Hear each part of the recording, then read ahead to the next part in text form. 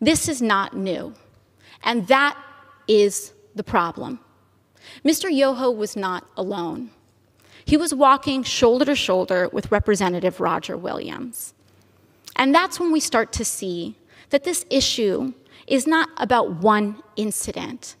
It is cultural. It is a culture of lack of impunity, of accepting of violence and violent language against women, and an entire structure of power that supports that. Because not only have I been spoken to disrespectfully, particularly by members of the Republican Party and elected officials in the Republican Party, not just here, but the President of the United States last year told me to go home to another country, with the implication that I don't even belong in America. The governor of Florida, Governor DeSantis, before I even was sworn in, called me a whatever that is. Dehumanizing language is not new. And what we are seeing is that incidents like these are happening in a pattern. This is a pattern of an attitude towards women and dehumanization of others. So while I was not deeply hurt or offended by little comments that are made, when I was reflecting on this, I honestly thought that I was just going to pack it up and go home. It's just another day, right? But then yesterday, Representative Yoho decided to come to the floor of the House of Representatives and make excuses for his behavior. And that I could not let go. I could not allow my nieces, I could not allow the little girls that I go home to, I could not allow victims of verbal abuse and worse to see that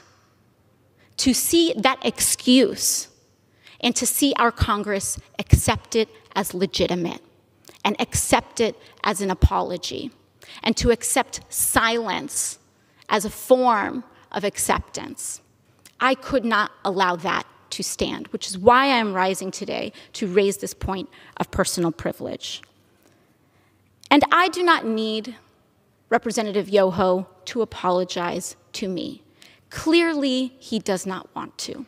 Clearly, when given the opportunity, he will not. And I will not stay up late at night waiting for an apology from a man who has no remorse over calling women and using abusive language towards women.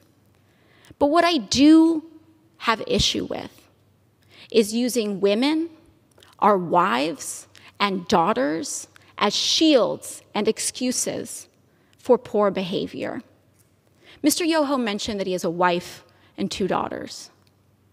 I am 2 years younger than Mr. Yoho's youngest daughter. I am someone's daughter too. My father, thankfully, is not alive to see how Mr. Yoho treated his daughter. My mother got to see Mr. Yoho's disrespect on the floor of this house towards me on television. And I am here because I have to show my parents that I am their daughter and that they did not raise me to accept abuse from men. Now, what I am here to say is that this harm that Mr. Yoho tried to levy against me was not just an incident directed at me. But when you do that to any woman, what Mr. Yoho did was give permission to other men to do that to his daughters. In using that language in front of the press, he gave permission to use that language against his wife, his daughters, women in his community. And I am here to stand up to say that is not acceptable.